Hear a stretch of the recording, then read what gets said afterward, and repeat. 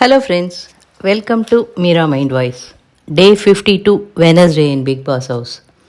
இந்த வீடியோவை தடவையாக பார்க்க வரவங்க, இந்த சேனலுக்கு தடவையாக விசிட் பண்ணுறவங்க சப்ஸ்கிரைப் பண்ண மறக்காதீங்க. தேங்க்யூ. இன்றைக்கி பார்த்தோன்னா மிட் நைட்லேருந்து ஆரம்பித்தாங்க. ஏன்னா டே முழுக்க ஒன்றுமே நடக்கலை. ஸோ தேவையில்லாததெல்லாம் காமிச்சிட்டு இருந்தாங்க. ஒரு ஸ்கூல் இப்படி தான் நடக்குமா? இந்த மாதிரி ஸ்கூல் இருந்ததுன்னா அது ஒரு ரெசிடென்ஷியல் ஸ்கூலு. இது மற்றவங்களுக்கு, அதாவது இதை பார்க்குற ஸ்கூல் போகிறவங்களுக்கு எந்த மாதிரியான முன்னுதாரணமாக இருக்கும் அப்படின்னு கொஞ்சம் யோசிச்சுட்டு அதுக்கேற்ற மாதிரி கண்டென்ட்டே இல்லாட்டினா கூட அந்த மாதிரி விஷயங்களை காமிச்சிருக்கலாம். பார்ப்போம். மிட் நைட்டு பாட்டு எழுதிக்கிட்டு இருக்காங்க. அங்கே இந்த வார்டன் பாரு மேம் வந்து இவ்வளோ நாழிலாம் முழிச்சிட்டு இருக்கக்கூடாது, எல்லோரும் போய் படுத்து தூங்குங்க அப்படின்லாம் சொன்னது ரொம்ப ரசிக்கிற மாதிரி இருந்தது. பாரு கிட்ட பயங்கர டிரான்ஸ்ஃபர்மேஷன். அந்த பழைய கத்தல் பாரு இல்லை நமக்கு ஒன்னாரில் அதை காமிக்கலையா? பாருவை பெட்டராக ட்ரை பண்ணுறாங்களா தெரியல. அடுத்தது எஃப்ஜே வந்து ஃபன்னாக கேம் விளையாடுங்க இதெல்லாம். அதான் விக்ரம் வந்து கத்திரிக்கோள் எடுத்துகிட்டு வந்து பாருவினுடைய முடியை கட் பண்ணிட்டதா ஒரு ப்ராங்க்கு. அது நல்லாவே தெரியுது ப்ராங்க்குன்னுட்டு. சுபிக்ஷா என்ன பண்ணியிருக்காங்க, தன்னோட முடியை கொஞ்சோண்டு கட் பண்ணி விக்ரம் கையில் கொடுத்து போய் பண்ணுன்னுட்டு எஃப்ஜே திட்டுறாரு. ஃபன்னாக பண்ணுங்க, ஆனால் இதெல்லாம் பண்ணுறது தப்பு அப்படின்னுட்டு. உடனே எல்லாரும் ப்ராங்க்குன்னு சொல்ல, ஆஹா இவங்கெல்லாம் ஸ்கோர் பண்ணுறாங்களே. உண்மையாகவே பாருவுக்கு ஸ்கோர் பண்ண டைம் கிடைக்கவில்லை. பிகாஸ் அவங்கள வார்டனாக போட்டு கிச்சனில் சமையலுக்கு விட்டாங்க. ஸோ சமையலில் இம்ப்ரூவ் ஆகிட்டுருக்காங்க அப்படின்னு நம்புவோம்.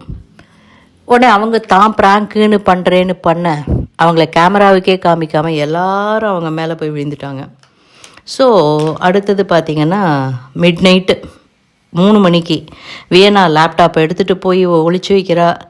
ஸ்டில் பாரு வந்து கிச்சனில் என்னமோ வேலை செஞ்சிட்ருக்காங்க. அதுக்கப்புறம் 24 ஹவரில் சில பல விஷயங்கள் நடந்திருக்கு. அது காலம்பரை டிஸ்கஸ் பண்ணுறாங்க. அதாவது கமருதீன் வந்து பார்வதி காலை பிடித்து விட்டதாகவும், வியன்னா போய் எஃப்ஜே ரூமில் போய் அவரோட பேசிட்டு வந்ததாகவும் தகவல்கள். அது ஆக்சுவலாக நம்ம அதை கடந்து போயிருக்கலாம், ஆனால் காலம்பரை அது வந்து பேசப்படுது.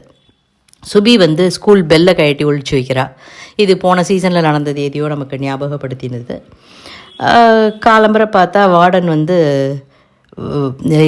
வேணா வந்து சொல்கிறா, வார்டன் வந்து கமருதீன் ஸ்டூடெண்ட் குமரன் வந்து வார்டன் காலை அமுக்கி விட்டுட்டு இருந்தான், கேட்டால் அவங்களுக்கு வலிக்குதுன்னு சொல்கிறாங்க. நீங்கள் இப்போ போய் அவனை கேட்டிங்கன்னா அவன் நடிப்பான் மேடம்னு சொல்ல, கனி வந்து அவனை கூப்பிட்டு கேட்க, அவங்க எங்கள் உறவுக்காரங்க மேடம், அவங்களுக்கு கால் வலிச்சுது மேடம் வேலை செஞ்சு அப்படின்னு சொல்லிட்டு, ஜூனியர் வார்டன் வேணா கூட பேசிகிட்டு இருந்தார் மேடம்னு போட, பிரஜின் வந்து பேண்ட்டை தேடிட்டுருக்காரு. வேணா என்ன பண்ணுது, வேணாவுக்கு ஒன் ரூமில் என்ன வேலைன்னு எஃப்ஜேவை போய் கேட்குறாங்க. உடனே பிரஜின் வந்து சொல்கிறாரு, நம்ம எல்லாரையும் ரொம்ப ஃப்ரீயாக விட்டுருக்கோம் ஒரு நாள் நட்டுன்ட்டு எல்லாரையும் நிற்க வச்சு, நேற்றுக்கு தான் ஸ்கூல் ஆரம்பிச்சிது, உங்களை எல்லாரையும் ஃப்ரீயாக விட்டு பழகிறோம் நாங்கள். இதில் ஸ்கூலில் பொருட்கள் எல்லாம் காணாமல் போயிட்டுருக்கு, இன்னும் 10 நிமிஷத்தில் கொண்டு வந்து கொடுக்கலன்னா அதுக்கப்புறம் நாங்கள் ஆக்ஷன் எடுப்போம்னு சொல்ல, இதெல்லாம் வந்து செட் ப்ராப்பர்ட்டி, பெரிய இடத்துலேருந்து கேள்வி கேட்பாங்கன்னு வினோத் வந்து சொல்ல, அதெல்லாம் நாங்கள் பார்த்துக்குறோம், நீங்கள் உங்கள் வேலையை பாருங்கள் அப்படின்னு பிரஜின்னு சொல்லிட்டாரு. உடனே ஓடி போய் சபரி வந்து வார்டன் அப்படிங்கிற அந்த ஒரு இதை எடுத்து கொண்டு வந்து கொடுக்குறாரு.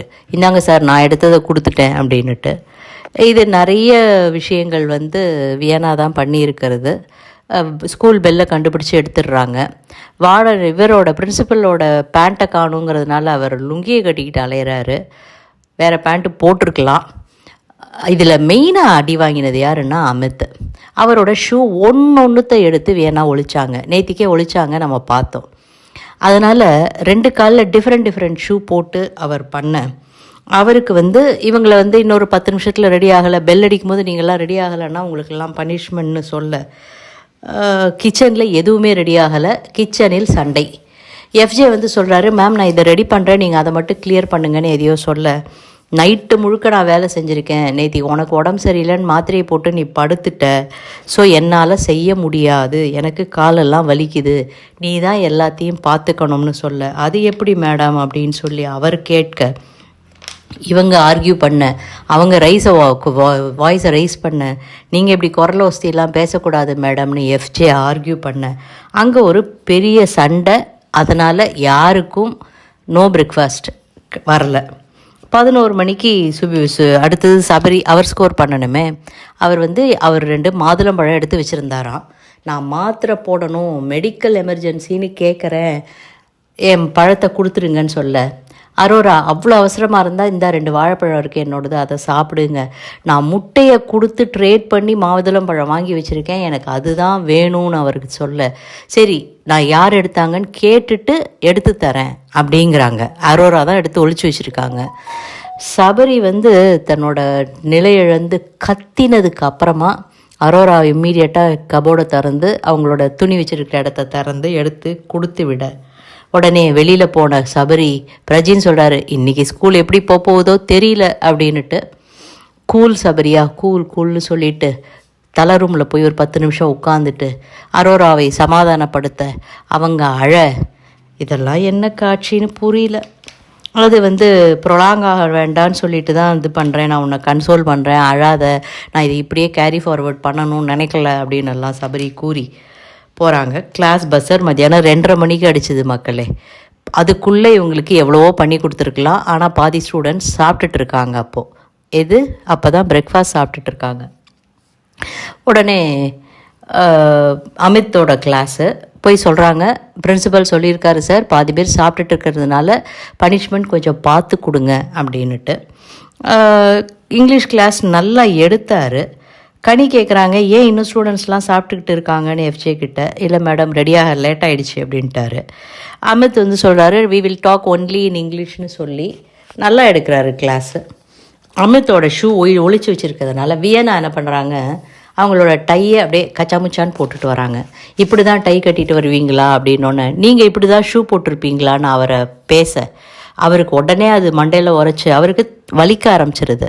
எனக்கு வலிக்குது, முதுகெல்லாம் வலிக்குது அப்படின்னு சொல்ல, உடனே வியன்னா நான் தான் எடுத்து வச்சேன், நான் எடுத்து தரேன், ஆனால் அந்த ரூமில் யாரும் இல்லாதப்ப எடுத்து தரேன் அப்படின்னு சொல்லி அங்கே ஒரு பெரிய ட்ராமா பண்ணி, அதுக்கப்புறம் அந்த கட்டில் கீழே அவங்களோட ஸ்டோரேஜ் அதை ஃபுல்லாக எடுத்துகிட்டு ஒரு டசன் ஷூ எடுக்கிறாங்கங்க. இவரோடது அத்தனையும் ஒழிச்சு வச்சுருக்காங்க. எடுத்து கொடுத்துட்டு அவங்க ஒரு பக்கம் போய் உட்காந்து அழ. இவர் வேணா கிட்ட பேச தான் ட்ரை பண்ணுறாரு. வேணா நீ எடுத்து வச்சதெல்லாம் தப்பு இல்லை, ஆனால் நான் காலம்பரையே சொன்னேன், நான் டான்ஸ் ஆடுறேன், வா உன் கூட பாட்டு பாடுறேன், எது வேணாலும் பண்ணலாம், ஆனால் அதோட முடிச்சிடலாம், என் ஷூவை கூடுன்னு கேட்டேன், நீ இவ்வளோ தூரம் ப்ரொலாங் பண்ணது தப்புன்னு சொல்ல, இவங்க மூஞ்சியை பார்த்து பேசுகிறதுக்கே வாய்ப்பு கொடுக்காம இருக்க விக்ரம் கேட்குறாரு, ஏன் வேணா அவர் சாதாரணமாக சொல்ல தானே வந்தார் அப்படின்னு கேட்க, அவங்க உடனே அழுது, நான் இதெல்லாம் இல்லவே இல்லை, என்னோடய கேரக்டர்லேருந்து வெளியில் போய் பண்ணுறேன். அவங்க எதை சொல்கிறாங்க, கேரக்டர்லேருந்து வெளியில் போய் பண்ணுறேன்னுட்டு இதை சொல்கிறாங்களா, இல்லை எஃப்ஜேயோடு நடக்கும் ஒரு காதல் நாடகத்தை சொல்கிறாங்களா? லிட்ரலாக அது ஒட்டவே இல்லைங்க. இவங்க போய் அடுத்தது சரி வியனா அழுது முடிச்சிட்டாங்களா, அடுத்தது சபரிக்கு சண்டை முடிஞ்சிருச்சு. ரம்யாவுக்கும் எஃப்ஜேவுக்கும் தகராறு. சாப்பிட வர அவர் எல்லாரும் சேர்ந்து வந்தால் தான் சாப்பாடு கொடுப்போன்னு சொல்ல, ரம்யா ஆல்மோஸ்ட் எல்லாருக்கும் எடுத்து வச்சுட்டாங்க.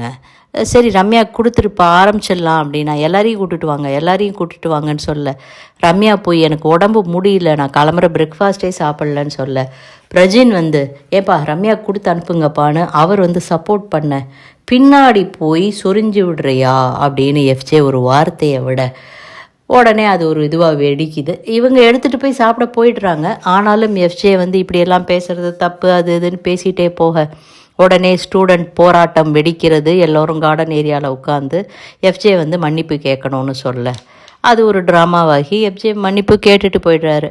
இந்தா வச்சுக்கோ அப்படிங்கிற மாதிரி.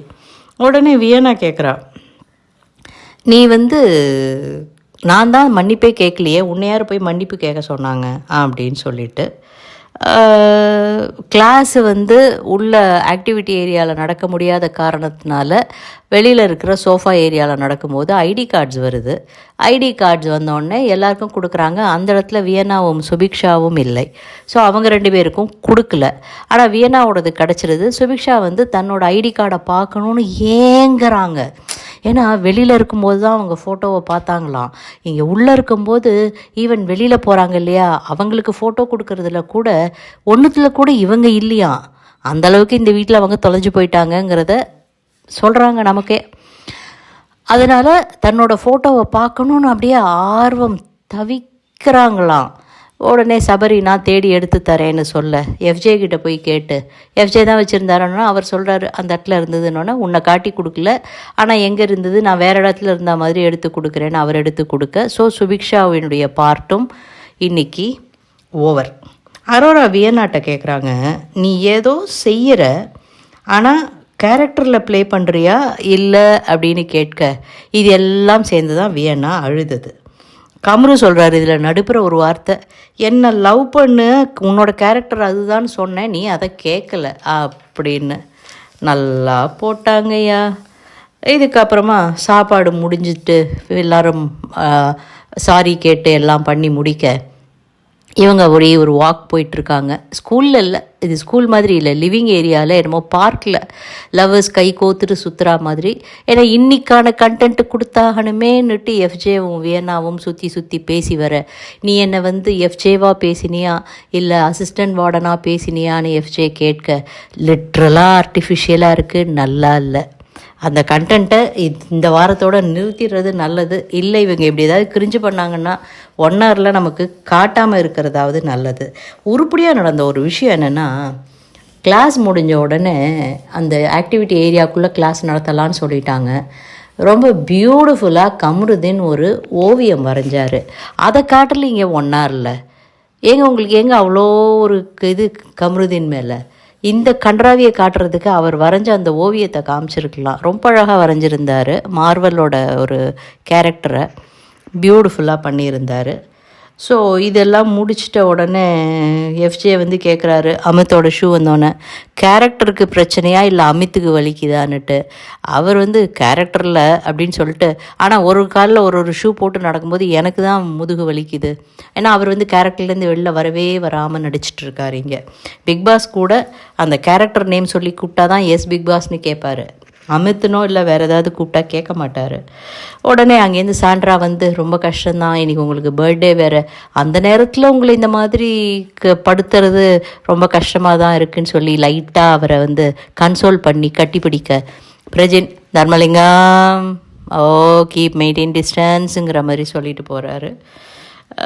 அதுக்கப்புறமா அவ்வளோதான், அமித் அழறா இது பண்ணுறான்னுட்டு ஓகே இதோட முடிஞ்சு போச்சு, எல்லோரும் இனிமேல் ஹாஸ்டலில் போய் அங்கே போய் ஏதாவது கண்டென்ட் கொடுங்க, ஏன்னா பாருக்கு கண்டென்ட் கொடுக்க டைமே இல்லையே அப்படின்னு சொல்லிட, ரம்யா வந்து லஞ்சு இது முடித்தாங்க, தமிழ் கிளாஸ் எடுத்தாங்க, தமிழ் ரொம்ப நல்லா பண்ணினாங்க. அரோரா உண்மையாகவே ரொம்ப அழகாக கனிக்காக ஒரு பாட்டு பாடினாங்க, நல்லா இருந்தது அந்த பாட்டு, ரொம்ப ஸ்வீட்டு.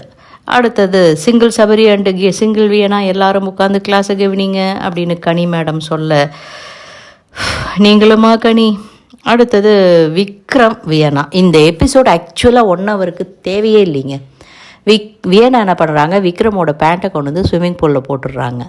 வியனாவோட ஒரு ஏதோ ஒரு டாப் எடுத்து நான் போட போகிறேன்னு விக்ரம் சொல்ல, எஃப்ஜே வந்து ப்ளீஸ் போடாதன்னு அவர்கிட்ட வாதாட, பார் அவள் எவ்வளோ ஆட்டிடியூட் காமிக்கிறா, சிரிச்சுட்டே இருக்கா, நான் போடுவேன்னு சொல்ல, இதை போடாத வேற தரேன் அதை போடுன்னு சொல்லிட்டு இங்கே வந்து ரொம்ப அழகாக அந்த பொண்ணு இந்த பேண்ட்டை திரும்ப போட்டு தூக்கி தான் அந்த இதில் போட்டு முக்கி எடுத்துகிட்டு இருக்க, அவர் வந்து இவங்களோட ட்ரெஸ்ஸை தூக்கி போட்டுடுறாங்க. உடனே நம்ம வினோத் வந்து அப்படியே நைஸாக பேசி அவளோட மைக்கை கழட்டிடுறாரு.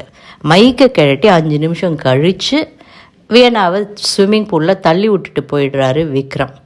இது எந்த விதமான கண்டென்ட்டு, இது எதுக்காக 1 ஹவரில் காமிக்கணும்? இல்லை அந்தளவுக்கு உங்களுக்கு காமிக்கிறதுக்கு வேறு ஒன்றுமே இல்லையா?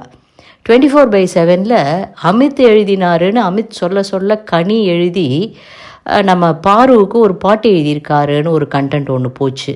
கன்றாவியாக இருந்தது. அதுக்கு பின்னாடி இவங்க வேற வாரம் 2 பேரும் ப்ளஷ் பண்ணுறாங்க. ஏன்னா போன வாரமும் டாஸ்கில் வந்து நம்ம பார்வதி வந்து நிறைய அமித்துக்கு சேவை செய்துட்டு இருந்தாங்க. அதாவது இவங்க ஹோட்டல் நடத்தும் போது இவங்க அங்கேருந்து கிச்சன்லேருந்து எடுத்துகிட்டு வரும்போது அவருக்கு நிறைய ஊட்டி விட்டு எல்லாம் பண்ணிகிட்டு இருந்தாங்க. லாஸ்ட் வீக் என்ன டாஸ்க்கே மறந்து போச்சுங்க. அந்தளவுக்கு இம்பேக்ட்ஃபுல்லாக இருந்தது இவங்க டாஸ்க்கு. ஸோ அவருக்கு ஊட்டி விட்டு அவரை பயங்கரமாக பணிவிடையெல்லாம் செஞ்சுட்டு இருந்தாங்க. ஸோ வாரம் ப்ளஷ் பண்ணுறாங்கன்னு அந்த ஒரு கண்டென்ட்டு அதையும் காமிக்க முடியாது. ஸோ இது பூலில் போட்டு விளையாடி இதெல்லாம் பண்ண எஃப்ஜே ஏன்டா அவளை தள்ளி விட்டேன்னு கேட்க, அவளே கன்சர்ன் கொடுத்து மைக்கெல்லாம் கழட்டி வச்சா அதனால தள்ளி விட்டு வந்தேன் அப்படின்னு சொல்ல, நைட்டு சமையல் கூத்து. சப்பாத்தி பண்ணிகிட்ருக்கு. அதனோட சப்ஜியில் பார்த்திங்கன்னா தண்ணியாக எடுத்து அதில் கொஞ்சம் கோதுமை மாவு கரைச்சி விடுங்க, ஏன்னா அந்த மாவு தான் இருக்குது வீட்டில்ன்னுட்டு அமித் அவங்களுக்கு ஒரு அட்வைஸ் கொடுக்க, நம்ம பாரு மேடம் நான் தான் நல்லா கிண்டுவேனே அதை கிண்டிடுவேன்னு அப்படியே பேக்கெட்டோட கவுத்த நமக்கு பதறுது. ஐயோன்னு அவங்க நான் கிண்டிடுவேன். இவர் சொல்கிறாரு அது உருண்டையாக மிதக்குங்க, வேண்டாம் பண்ணாதீங்கன்னு. அது உருண்டையாக மிதக்க சாப்பிடும்போது திவ்யா, சபரி அண்டு சாண்ட்ரா சொல்கிறாங்க, சப்ஜியும் கோதுமாவு, இதுவும் சப்பாத்தியும் கோதுமை, பேசாமல் இதை வந்து கட் பண்ணி அதுக்குள்ளே போட்டு ஒரு பவுலில் கொடுத்துருந்தாங்கன்னா ஏதோ சைனீஸ் டிஷ்ஷுன்னு நினச்சி நம்ம சாப்பிட்ருப்போம்ல அப்படின்னு சொல்ல, சபரி இந்த மாவு நம்மளை காலம்புற பயங்கரமாக மாவாக்கும்னு எல்லாம் கமெண்ட் அடிக்க, கன்றாவியாக ஒரு சாப்பாடு. அது அத்தனை பேரும் சாப்பிட்றாங்க, என்ன பண்ண முடியும். வியனா வந்து கேட்குறாங்க, நீ வார்டனாக இருந்திருந்தா எனக்கு ட்ரெஸ் எடுத்துகிட்டு வந்து கொடுத்துருப்பியா இல்லை எஃப்ஜேவாக கொடுத்தியான்னு. உடனே அதுக்கு அவர், நான் வார்டனாக இருந்திருந்தேன்னா விக்ரமை இன்னும் அது பண்ணு இது பண்ணுன்னு ஏற்றி விட்டுருப்பேன். ஏற்றி விடுறது இல்லை தம்பி வார்டனோட வேலை, 2 ஸ்டூடெண்ட்டையும் அமைதியாக்கி போக சொல்கிறது அப்படின்னு சொல்ல தோணுது. இதில் யாருக்கு, ஸ்டூடெண்ட்ஸுக்கும் என்ன பண்ணுறதுன்னு தெரில, வார்டனுக்கும் என்ன பண்ணுறதுன்னு தெரில, சமையல் பண்ணுறவங்களுக்கும் எப்படி சமைக்கிறதுன்னு தெரில. உருப்படியாக இருக்கிறது டீச்சர்ஸ் 2 பேர் மட்டும்தான். பிரஜின் பிரின்சிபலாக போட்டால் கூட ஆளே காணலை. அவங்கள கொடுத்தா அடி சண்டே அன்றைக்கி அந்த அடி போல் இருக்குது. பிரஜினும் சாண்ட்ராவும் பயங்கரமாக அடக்கி வாசிக்கிறாங்க. இதில் அவங்க பாப்பா ஃபோட்டோ வந்திருக்குன்னு அவங்க ஒரு 2 நிமிஷம் ஒரு கண்டென்ட் கொடுக்க, இப்படி தாங்க போச்சு இந்த புதன்கிழமை. நாளைக்கு வியாழக்கிழமை என்னென்ன கன்றாவி பண்ண போகிறாங்களோ.